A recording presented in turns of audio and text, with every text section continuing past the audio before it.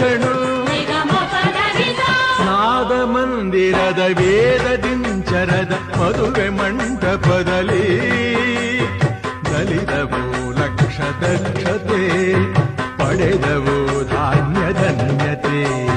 ಪ್ರೇಮ ಸಿಂಚನದ ಬಾಳ ಬಂಧನದ ಸ್ನೇಹ ಶಾಸ್ತ್ರದೊಳಗೆ ನಡೆದವು ಸಪ್ತಪದಿಗಳು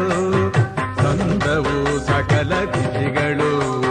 ಋತುವಿನ ಪಥದಲ್ಲಿ ಬಾಳ ರಥವಿದೆ ಪಯಣವ ಸವೆಸಲು ಪ್ರೇಮ ಜೊತೆಗಿದೆ ഇരുಳು ಸರಿದು ಬೆಳಕು ಹರಿದು